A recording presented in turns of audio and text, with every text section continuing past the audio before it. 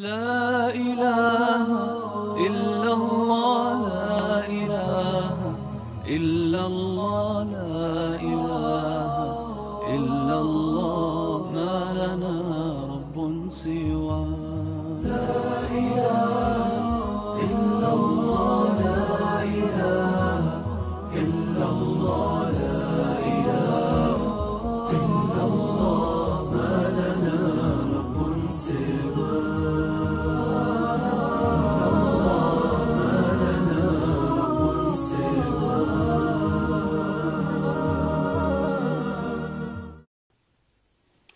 अस्सलामु अलैकुम वरहमतुल्लाहि वबरकातुहू। आज हम जो हदीस जिसका मुताला करेंगे उसका अनवान है 5 गुनाह और 5 मुसीबतें। 5 गुनाह 5 मुसीबतें। अल्लाहुम्मा सल्लि अला मुहम्मदिन व अला आलि मुहम्मद कमा सल्लैता अला इब्राहीम व अला आलि इब्राहीम इन्नका हमीदुम मजीद। अल्लाहुम्मा बारिक अला मुहम्मदिन व अला आलि मुहम्मद कमा बारकता अला इब्राहीम व अला आलि इब्राहीम इन्नका हमीदुम मजीद। अन अब्दुल्लाह इब्न अमर रज़ियल्लाहु तआला अन्हु क़ाल अक़बलना अलैना रसूलुल्लाह सल्लल्लाहु अलैहि वसल्लम फ़क़ाल या माशरल मुहाजिरीन खम्सुन इज़ब्तुलीतुम बिहिन्ना व अऊज़ु बिल्लाहि अन तुदरिकूहुन्ना लम तज़हरिल फ़ाहिशतु फ़ी क़ौमिन क़त हत्ता युअलिनु बिहा इल्ला फ़शा फ़ीहिमुत ताऊनु वल औजाउ अल्लती लम तकुन मज़त फ़ी अस्लाफ़िहिमुल्लज़ीना मज़ौ वलम यनकुसुल मिकियाल वल मीज़ान इल्ला उख़िज़ू बिस्सिनीना व शिद्दतिल मऊनती व जौर सुल्तान अलैहिम वलम यमनऊ ज़कात अम्वालिहिम इल्ला मुनिउल क़तरत मिनस समा औ कमा क़ाल अलैहि सलातु वस्सलाम। ये रिवायत जो अभी हम पढ़ने लगे हैं ये इब्न माजा की रिवायत है और इसके अंदर रसूलुल्लाह सल्लल्लाहु अलैहि वसल्लम ने ये बात फरमाई है कि अगर इंसान इन 5 गुनाहों में मुब्तला होगा तो अल्लाह की तरफ से 5 सजाएं या 5 आज़ाब कौन से हैं जो उनके ऊपर आएंगे।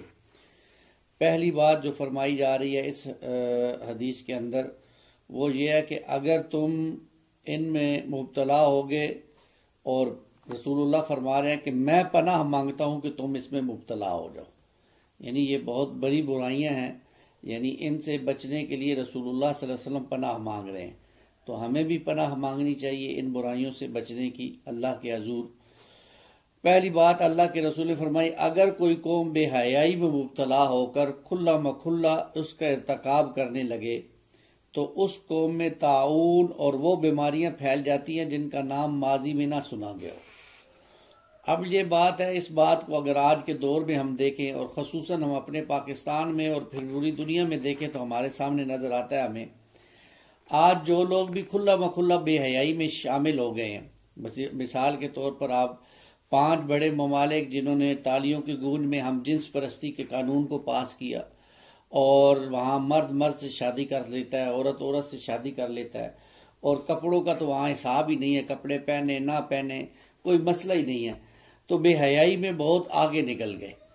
तो अल्लाह ताला ने क्या किया, उसके बदले में एक ऐसी बीमारियां पैदा कर दी कि जिनका नाम पहले कोई नहीं सुना गया।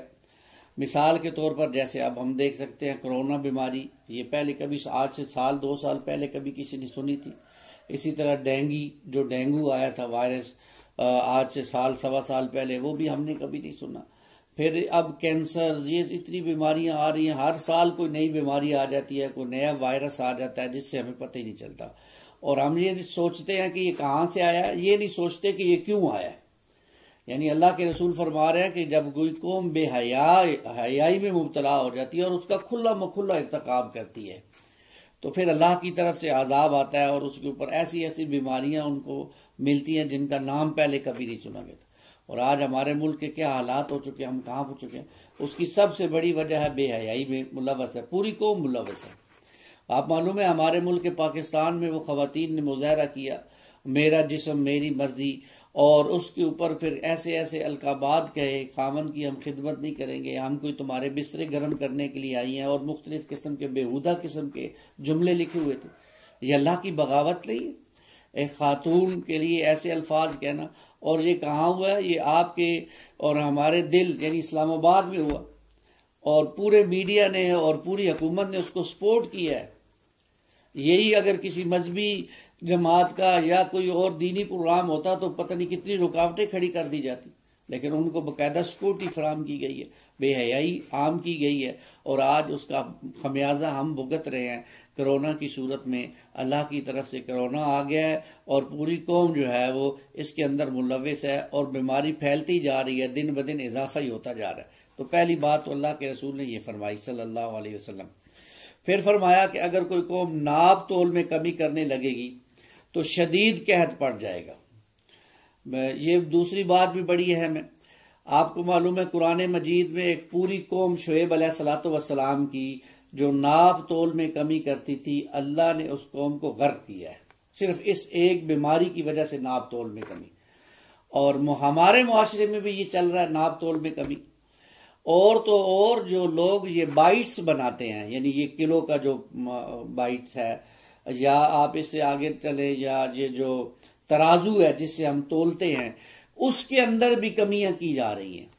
आप चले जाएं कहीं लाहौर में, बड़े शहरों में, तो आप वहां से पूछें कि हमें किलो का पत्थर चाहिए, 2 किलो का चाहिए, तो वो आपसे पूछेंगे किलो वाला चाहिए, 900 ग्राम वाला चाहिए, या 1000 ग्राम वाला चाहिए। यानी 900 वाले पर भी लिखा हुआ 1000 ग्राम ही होगा, लेकिन वो होगा 900 ग्राम, उसमें हम डंडी मारेंगे। फिर हमारे यहाँ आप देखें, जो भी शोभा देखें, कपड़ों को उठा के देख लें, कपड़े जो है वो हम बताते जो है वो मीटर के एतबार से हैं, देते गज के एतबार से हैं। ये नाप तोल में कमी है।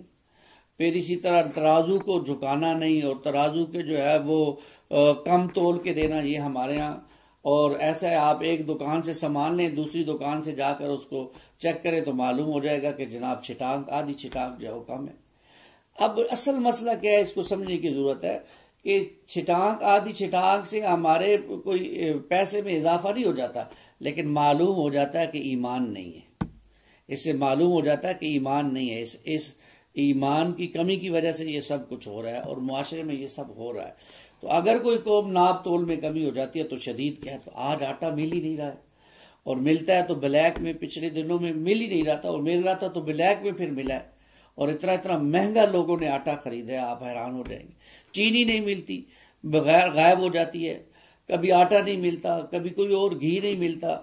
ये अल्लाह का क्या है? अल्लाह का अजाब है, क्योंकि हमने मजबूरी तौर पर नाप तोल में कमी को, मामलात को अपनाना शुरू कर दिया है। और इसके साथ साथ अल्लाह जाबिर बादशाह उन पर मुसल्लत कर देता है। ये भी आज हम देख सकते हैं कि हमारे बादशाहों का क्या हाल है, और जो हमारे ऊपर जो है वो मुसल्लत हुए हैं उनके मामलात कैसे हैं। फिर फरमाया अल्लाह के रसूल सल्लल्लाहु अलैहि वसल्लम, अगर कोई कौम ज़कात देना छोड़ दे, ये तीसरा गुनाह, तो वो बाराने रहमत से मारूम कर दी जाती है, और अगर चुपाए ना हो तो बारिश बिल्कुल ही ना हो। यानी ये भी बड़ी अहम बात है, ज़कात ना देना। ज़कात आपको मालूम है कि अल्लाह की तरफ से फर्ज है हर उस मालदार पर जो साहिब निसाब हो, और एक साल उस पर गुजर जाए तो उसे ज़कात देनी है, 2.5% अल्लाह के रास्ते में। लेकिन आप देखें कितने बड़े बड़े ताजिर हैं, ज़कात नहीं देते हैं। औरतें जिनके पास जेवर है ज़कात नहीं देती हैं। और हमने तो ये सुना है, ताजिर कहते हैं सामान तजारत पे काहे की ज़कात है जी, औरत कहती है जेवर पे काहे की ज़कात है। तो फिर बताएं ज़कात है किस चीज पर? तो ज़कात नहीं देते हैं तो क्या होता है, अल्लाह की तरफ से ये मामलात होते हैं, बारिशें नहीं होती, कैद साली हो जाती है, या बेमौसमी बारिशें। जैसे आज बारिशों की जरूरत नहीं है, फसलें तैयार हैं, लेकिन बारिशें हो रही हैं। आज भी बताया गया है कि ओले पड़े हैं किसी जगह पर, बड़े बड़े पत्थर बर्फ के, और फसल को तबाह करके रख दिया उन्होंने। फसलों पर उशर कोई नहीं देता। आपको मालूम है जो हमारा इलाका है, बरानी इलाका है, यहां बारिश के साथ फसल होती है, और जिस इलाके में बारिश के साथ फसल होती है वहां पर आपको मालूम है उशर देना होता है। उशर कौन देता है? गंदम के साथ, फसल के साथ, बकरियों के साथ, भेड़ों के साथ नहीं देते। तो ये ज़कात ना देना, ये भी अल्लाह की रहमत को हमसे दूर कर देता है। चौथी बात जो आपने फरमाई आप सल्लल्लाहु अलैहि वसल्लम ने कि जब कोई कौम अल्लाह और उसके रसूल के अहद को तोड़ दे तो अल्लाह ताला उन पर दुश्मन को मुसल्लत कर देते हैं जो माल और दौलत उनसे छीन लेते हैं।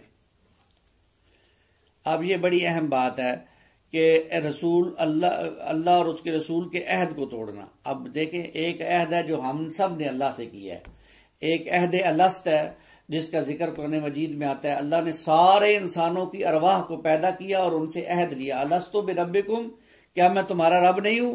तो हम सब की अरवाह ने कहा कि कालू बला शाहिदना, आप हमारे रब हैं, हम इस पर गवाही देते हैं। तो फिर अल्लाह ताला ने सारे इंसानों की अरवाह को सुला दिया। अब आप देखें कि वो अहद जो अल्लाह से हमने किया, क्या उसको हम पूरा कर रहे हैं कि आप ही हमारे रब हैं और आप ही को रब मानकर हम जिंदगी बसर करेंगे और जिंदगी को आपकी जो इताअत है आपकी और आपके रसूल की इताअत के साथ जिंदगी बसर करेंगे। आज हमारे यहाँ कहाँ है अतीउल्लाह व अतीउर रसूल का मामला, कहाँ नजर आता है? तो आज हम देखते हैं कि हमारे दुश्मन हमसे मालो दौलत छीन के ले जा रहे हैं। कैसे? IMF क्या है, हमें जकड़ रहा है, दिन ब दिन पाबंदियों में जकड़ रहा है, बिजली महंगी हो रही है, गैस महंगी हो रही है, बिल ज्यादा आ रहे हैं। इसकी क्या वजह है कि वो हमारे सरमाया तो वहां जा रहा है, कर्ज की सूरत में हम दे रहे हैं उनको और दिन ब दिन बढ़ता जा रहा है, काम नहीं होने का नाम ले रहा। अल्लाह हमारी हिफाजत फरमाए, हमें इन बातों की समझ आ जाए। और अल्लाह के रसूल ने फरमाया अगर किसी कौम के इमाम किताबुल्लाह पर फैसला करना छोड़ दें और अहकामात में अपनी मर्जी के अहकामात पर अमल करना शुरू कर दें तो अल्लाह ताला उनको खाना जंगी में मुब्तला कर देता है। ये भी बड़ी अहम बात है। ये जो आज हमारे मुआशरे में हो रहा है, खसूसन हुकूमत और जो दूसरी तहरीक है जो आमने सामने खड़ी हो गई है और एक खाना जंगी की कैफियत बनती नजर आ रही है, ये भी इसके पीछे क्या है? किताबुल्लाह, अल्लाह की किताब के मुताबिक फैसले ना करना। हमारी अदालतों में कौन सा कानून जिस पर फैसले हो रहे हैं? वो अंग्रेजों का कानून, उसके ऊपर फैसले हो रहे हैं और सदियों लग जाते हैं, फैसला पहली तो बात है होता ही नहीं है। और जो डाकू हैं, जो चोर हैं, वो छूट जाते हैं और जो बेगुनाह हैं वो फंस जाते हैं। ये इस कानून की सबसे बड़ी बात है। आपका जायज हक है, आप अदालतों में लेने जाएं, इतना जलीलो ख्वार करेंगे कि आप कहेंगे मैं अपना हक ही छोड़ देता हूं, ऐसे जलीलो ख्वार करेंगे। पहले वकीलों के फीसें, फिर आप किसके पास जाएंगे? हर कोई लूटने के लिए बैठा होगा कचहरी के अंदर, अदालत के अंदर। कैसे इंसाफ मिलेगा?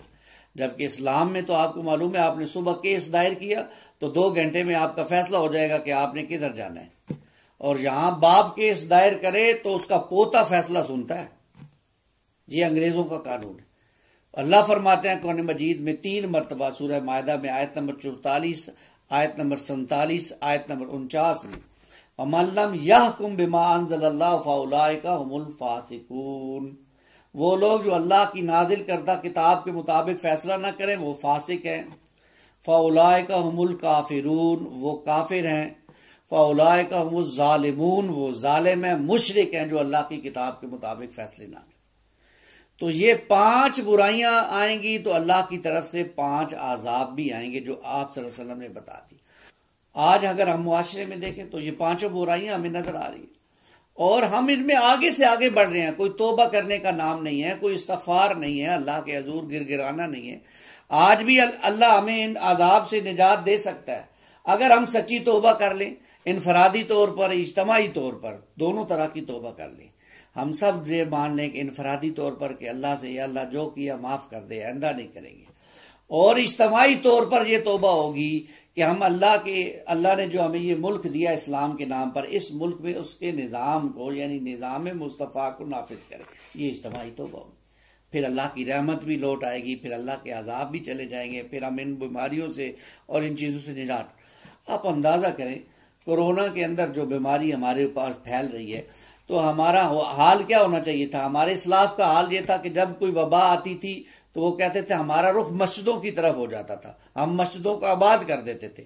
और हमारे हुक्मरान जी कहते हैं मस्जिदों को खाली करवा दो, इनसे कोरोना फैलेगा मस्जिदों के साथ। हमारा उल्टा मामला चल रहा है। तो इस तरफ भी सोचने की जरूरत है। हमें दीन के हवाले से देखना चाहिए कि हम कहाँ खड़े हैं और अच्छे लोगों से, दीनदार लोगों से, उलमा से दीन सीख कर उस पर अमल करना चाहिए। अल्लाह हमें इसकी तौफीक अता फरमाए। अल्लाह हमें इन आजाबों से महफूज रखे और अपनी हिफ्ज़ व अमान में रखे और अल्लाह ताला हमें किताब व सुन्नत के मुताबिक ज़िंदगी बसर करने की तौफीक अता फरमाए। आमीन या रब्बल आलमीन। अक़ूलु क़ौली हाज़ा अस्तग़फ़िरुल्लाह ली व लकुम व लिसाइरिल मुस्लिमीन वल मुस्लिमात।